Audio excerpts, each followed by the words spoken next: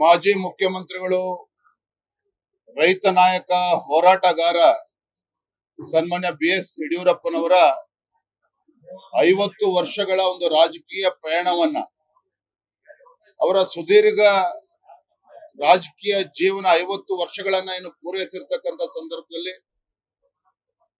ರಾಜ್ಯದಲ್ಲಿರುವಂತಹ ಎಲ್ಲ ಅವರ ಅಭಿಮಾನಿಗಳು, ಎಲ್ಲ ಹಿರಿಯರು ಸೇರಿ ಚಿತ್ರದುರ್ಗದಲ್ಲಿ ಮೇ 9ನೇ ತಾರೀಕು ಅಭಿಮಾನೋತ್ಸವವನ್ನ ಹಮ್ಮಿಕೊಂಡಿದ್ದಾವೆ.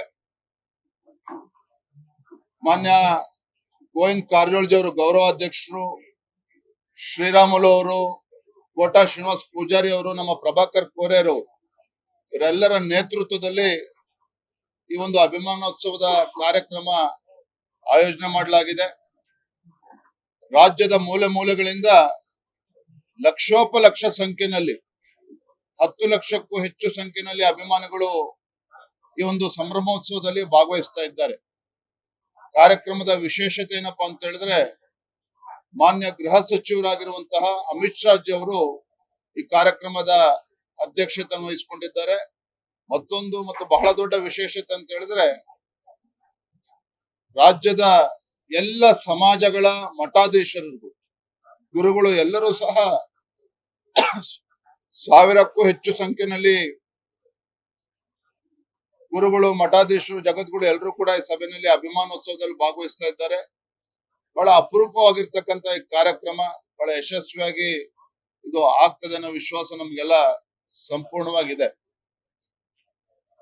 9ನೇ ತಾರೀಕು ಕಾರ್ಯಕ್ರಮ, 8ನೇ ತಾರೀಕು ಸಂಜೆ ಸನ್ಮಾನ್ಯ BS ಯಡಿಯೂರಪ್ಪನವರ ಪುರ ಪ್ರವೇಶ ಅಂದ್ರೆ ಚಿತ್ರದುರ್ಗಕ್ಕೆ ಬರ್ತಾರೆ. ಮೆರವಣಿಗೆ ಮೂಲಕ ಅವರನ್ನ ಸ್ವಾಗತ ಕೋರ್ತಾ ಇದ್ದೇವೆ. ಬಹಳ ಅರ್ಥಪೂರ್ಣವಾಗಿರ್ತಕ್ಕಂಥ ಕಾರ್ಯಕ್ರಮ ಕೂಡ ನಾವು ಹಮ್ಮಿಕೊಂಡಿದ್ದೇವೆ. ಹೌದು, ಅಭಿನಂದನಾ ಗ್ರಂಥವು ಕೂಡ ಬಿಡುಗಡೆ ಮಾಡಿ.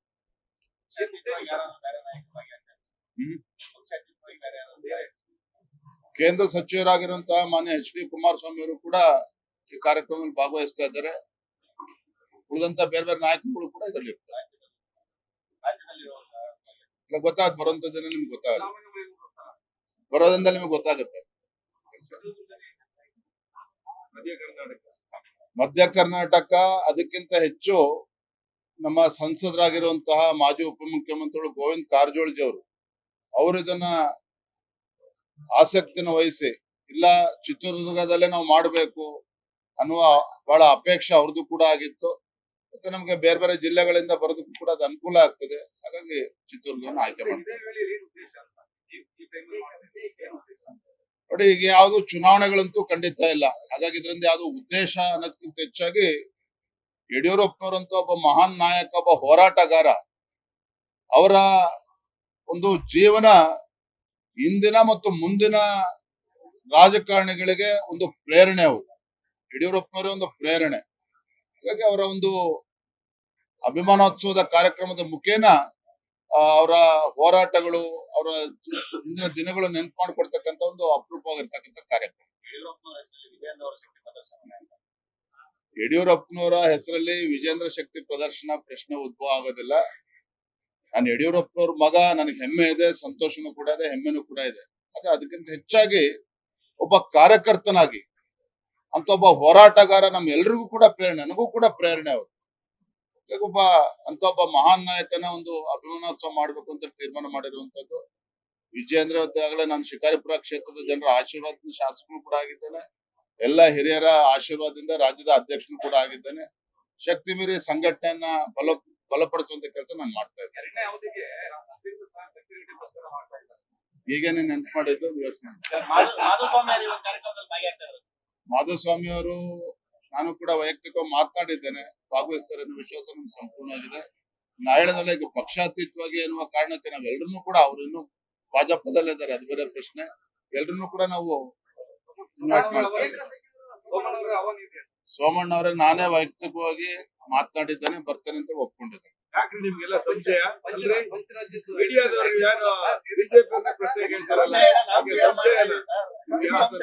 ನೋಡಿ, ಪಂಚರಾಜ್ಯ, ವಿಶೇಷವಾಗಿ ಪಶ್ಚಿಮ ಬಂಗಾಳದ ಬಗ್ಗೆ ನಾನು ಮಾತನಾಡ್ತೇನೆ. ನಾವ್ ಯಾರು ಕೂಡ ಊಹಿಸ್ಕೊಳಕ್ಕೂ ಕೂಡ ಸಾಧ್ಯ ಇಲ್ಲ. ಪಶ್ಚಿಮ ಬಂಗಾಳದಲ್ಲಿ 10 ವರ್ಷ 20 ವರ್ಷದಿಂದ ಒಂದು ಶಾಸಕ ಗೆಲ್ಲಬೇಕು ಅಂತ ಹೇಳಿ ಕಲ್ಪನೆ ಮಾಡ್ಕೊಳ್ಳೋಕ್ಕೂ ಕೂಡ ಸಾಧ್ಯ ಇರಲಿಲ್ಲ. ಆದ್ರೆ ನಮ್ಮ ಕಾರ್ಯಕರ್ತರ ಒಂದು ಪರಿಶ್ರಮ, ನಮ್ಮ ರಾಷ್ಟ್ರೀಯ ಅಧ್ಯಕ್ಷರು ನಿತಿನ್ ನಬೀನ್ಜಿ ಅವರು ಮತ್ತೆ ನಮ್ಮ ಗೃಹ ಸಚಿವರಾಗಿರುವಂತಹ ಸಂಘಟನಾ ಚತುರ ಆಗಿರುವಂತಹ ಅಮಿತ್ ಶಾಜಿ ಅವರ ನೇತೃತ್ವದಲ್ಲಿ, ಪ್ರಧಾನಮಂತ್ರಿಗಳ ಒಂದು ನೇತೃತ್ವದಲ್ಲಿ ಇವತ್ತು ಪಶ್ಚಿಮ ಬಂಗಾಳದಲ್ಲಿ ಇವತ್ತು ಭಾರತೀಯ ಜನತಾ ಪಾರ್ಟಿ ಸ್ವಂತ ಬಲದ ಮೇಲೆ ಇವತ್ತು ಅಧಿಕಾರಕ್ಕೆ ಬರ್ತದೆ ಅನ್ನೋ ಒಂದು ಸ್ಪಷ್ಟ ಚಿತ್ರಣ ಈಗಾಗಲೇ ಸಿಗ್ತಾ ಇದೆ. ನಾವು ಕೂಡ ಮೇ 4ನೇ ತಾರೀಕು ಮತ ಎಣಿಕೆ, ಕರ್ನಾಟಕ ಅಷ್ಟೇ ಅಲ್ಲ ಇಡೀ ದೇಶದ ಜನ ಇವತ್ತು ದೃಶ್ಯ ಟಿವಿಗಳ ಮುಂದೆ ಕೂತಿರ್ತಾರೆ. ನಮ್ಗೆ ಸಂಪೂರ್ಣ ವಿಶ್ವಾಸ ಇದೆ ಭಾರತೀಯ ಜನತಾ ಪಾರ್ಟಿಯ ಒಂದು ಐತಿಹಾಸಿಕ ಗೆಲುವು ಪಶ್ಚಿಮ ಬಂಗಾಳದಲ್ಲಿ ಆಗ್ತದೆ. ಜೊತೆಗೆ ಬಾಗಲಕೋಟೆ ಹಾಗೂ ದಾವಣಗೆರೆ ದಕ್ಷಿಣದಲ್ಲಿ ಇನ್ನೆಂದೂ ಕೂಡ ಭಾರತೀಯ ಜನತಾ ಪಾರ್ಟಿ ಗೆದ್ದಿರಲಿಲ್ಲ. 2 ಕ್ಷೇತ್ರದಲ್ಲಿ ಭಾರತೀಯ ಜನತಾ ಪಾರ್ಟಿ ಗೆಲ್ತಿಲ್ಲ. ಧನ್ಯವಾದ, ಥ್ಯಾಂಕ್ ಯು.